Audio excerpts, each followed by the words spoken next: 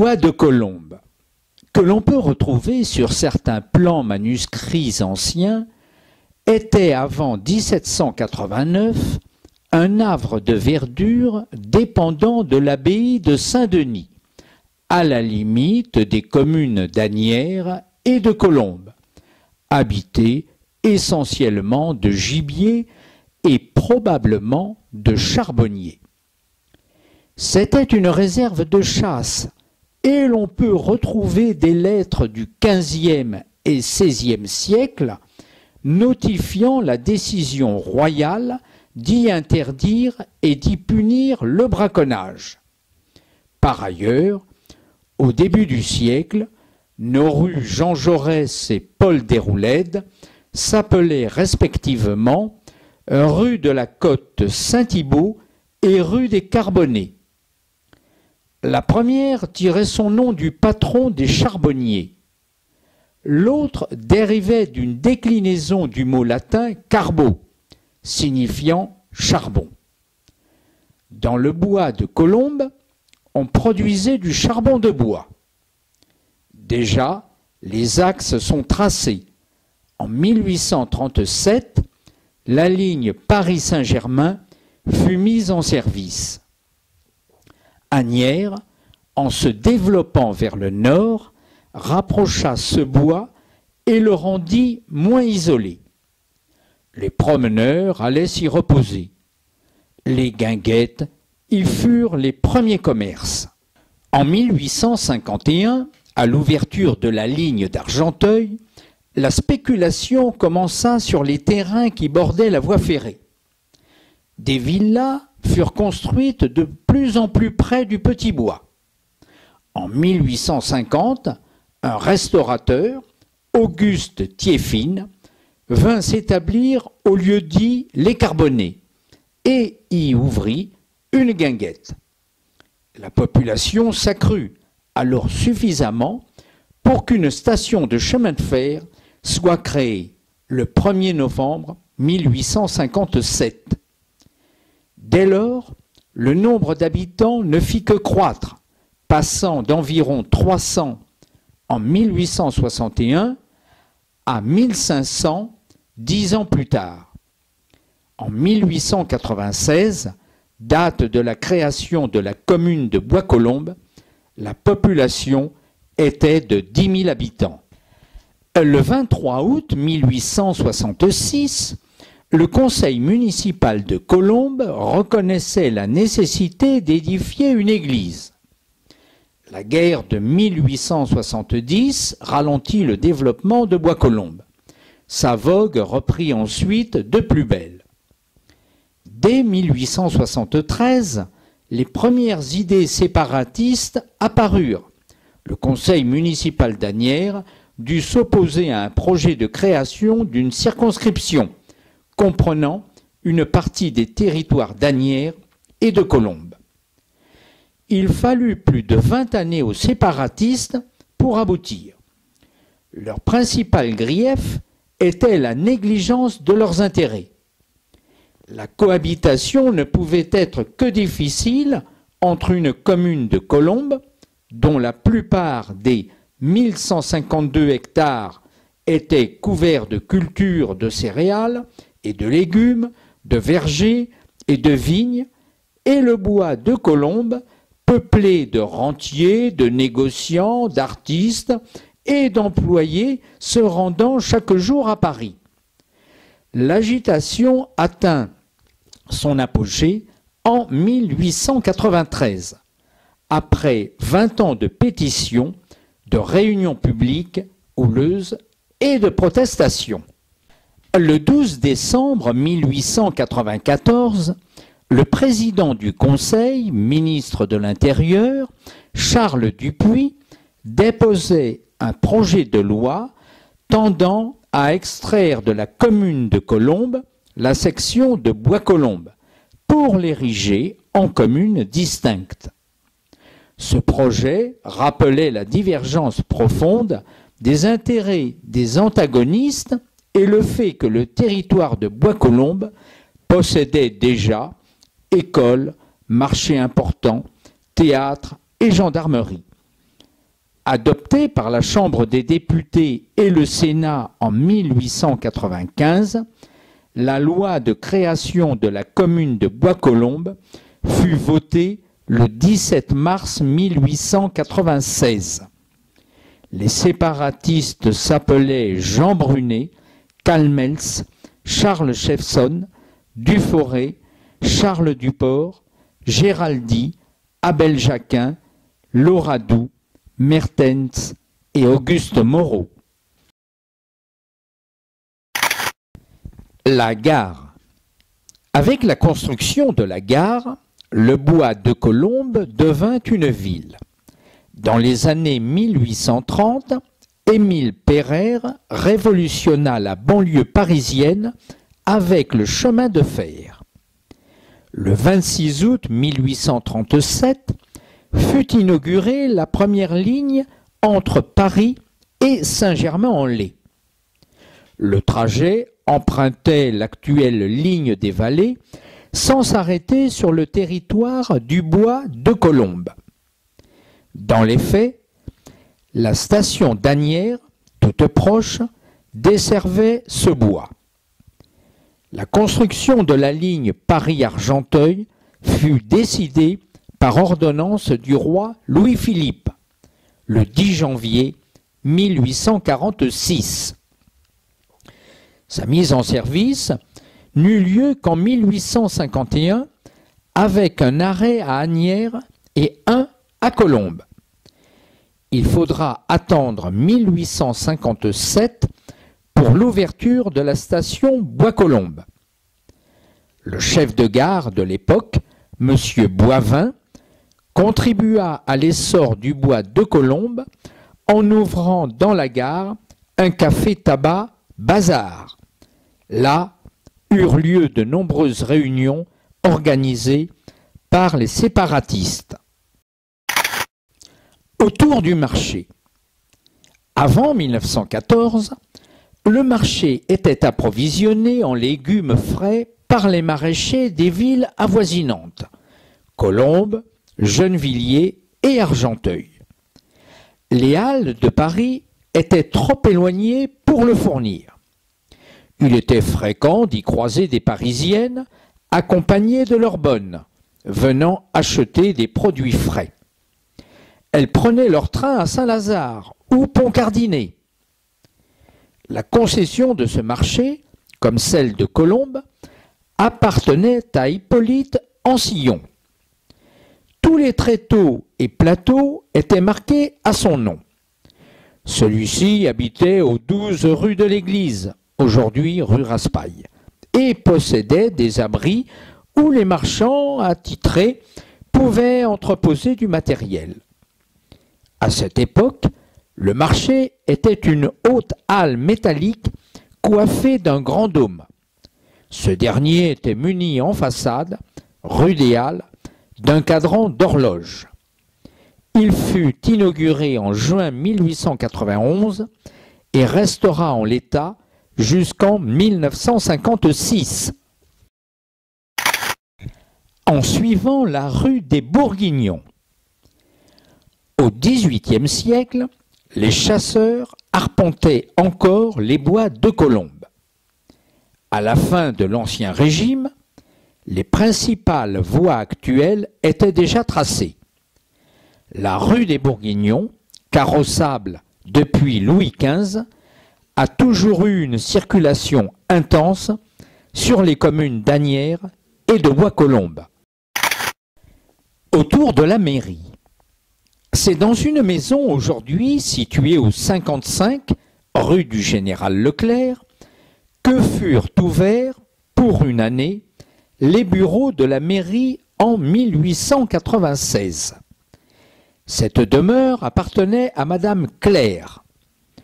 Un décret présidentiel avait confié à Louis Duforest la charge de gérer la nouvelle commune en attendant les élections fixées au 3 mai 1896. Il avait pour assistants Stanislas Ferrand et Georges Flamand. Les élections nommèrent Auguste Moreau maire de Bois-Colombes.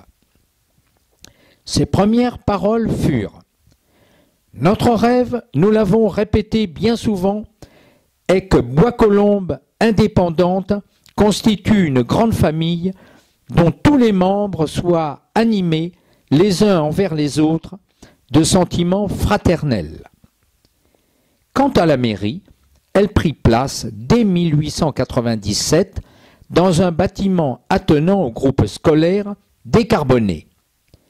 À gauche se trouvait la salle des mariages et au fond de l'allée, l'état civil.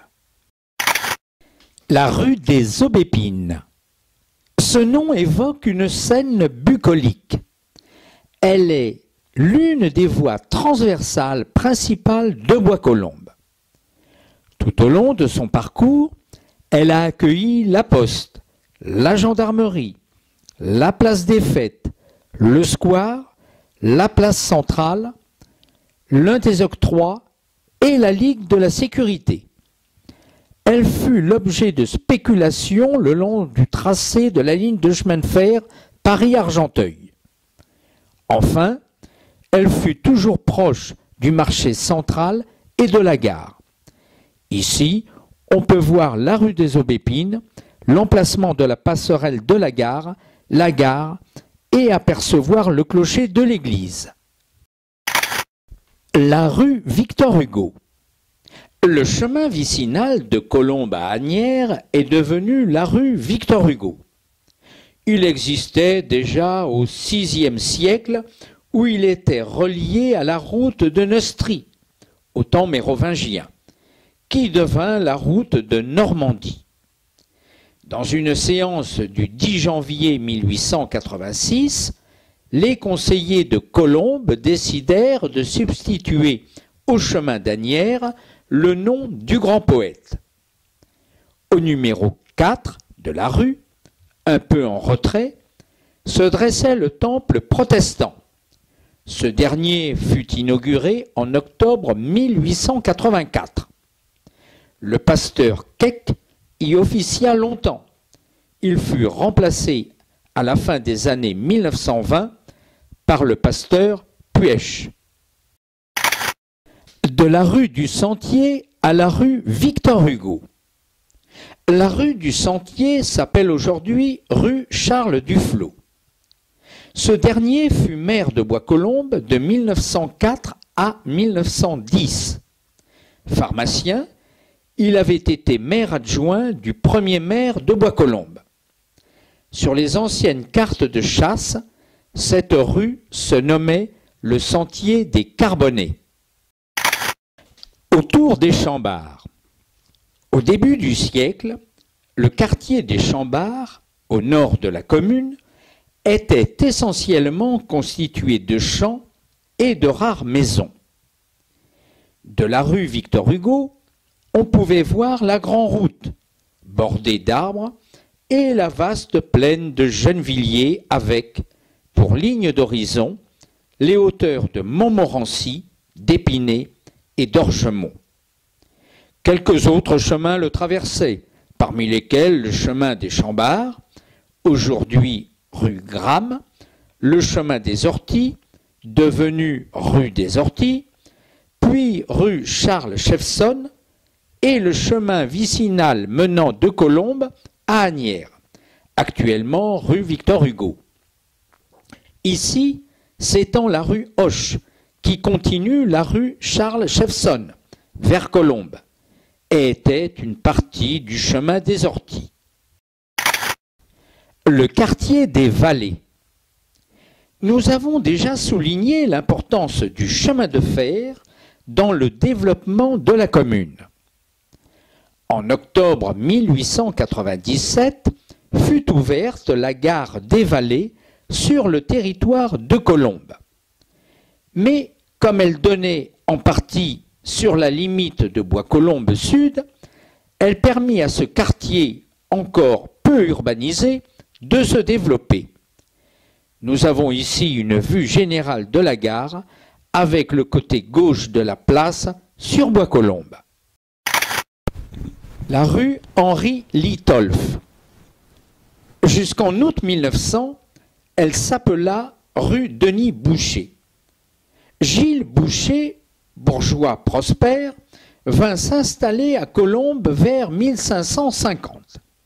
Il détenait de riches arpents au lieu-dit les Aubépines, les Vallées, les Montclair, les Carbonnés, la côte Saint-Thibault. Il mourut laissant une fille unique, Denise, qui hérita d'une fortune conséquente. Elle consacra sa vie à donner aux habitants de la paroisse ses terres à louer, tout en les libérant des redevances seigneuriales. À la Révolution, leurs descendants acquirent ces terrains contre quelques assignats. Le chemin qui traversait ces terres prit alors le nom de la généreuse donatrice. Nous ne savons pas quand son prénom fut masculinisé. Henri Litolff, né à Londres en 1818, s'installa en France en 1836. On lui doit des opéras comme Héloïse et Abélard, La Belle au bois dormant, Les Templiers. Il résidait au 8 avenue Centrale sur Colombes et mourut en 1891. La vie locale. Voici quelques éléments de la vie locale comme la Poste, la Ligue de la sécurité publique, la gendarmerie, le poste de police, le cimetière, le square, la vie associative, sans oublier Hispano-Suiza. Avant la naissance de la commune, la Poste était administrée par Asnières. Bois-Colombes avait néanmoins son propre cachet d'oblitération. En 1898, la Poste fut installée sur Bois-Colombes, au rez-de-chaussée d'une maison de rapport appartenant à Madame Lachon, au 59 rue des Aubépines, aujourd'hui rue du Général Leclerc. L'enseignement. Jusqu'en 1868, le territoire du bois de Colombes n'avait aucune école publique. Le 28 novembre 1869, une commission se réunit pour fonder la Société protectrice de l'enseignement, afin de pourvoir, sans distinction de culte, à l'instruction gratuite des enfants de la localité.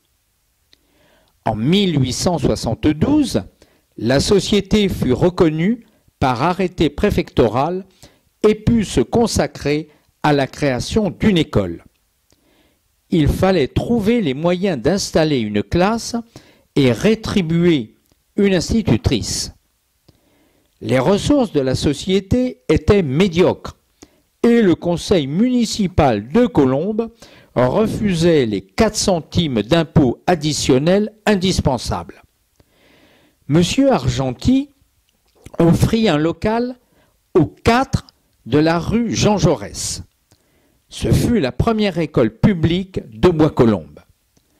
Une vingtaine d'élèves la fréquentèrent au début. Le nombre atteignit très vite 80. L'administration départementale accorda 5 000 francs à la société pour ouvrir une seconde école. Une école de filles fut installée rue des Carbonnés. L'école des garçons resta à la côte Saint-Thibault. On voit ici le groupe scolaire des Carbonnés. L'année 1910. L'année 1910 fut importante pour toute la France. Il y eut une inondation sans précédent et une grève majeure des cheminots. Le mois de décembre 1909 avait été particulièrement pluvieux, Le sol saturé d'eau ne put absorber les pluies de janvier. Celles du 18 au 21 janvier 1910 provoquèrent une crue exceptionnelle de l'Yonne, du Loing et du Grand Morin. La digue de Colombes, haute de 4 mètres, contint la montée des eaux pendant près de 3 jours, puis fut submergée. L'eau se précipita dans les parties basses de la ville de Colombes, touchant le nord de Bois-Colombes.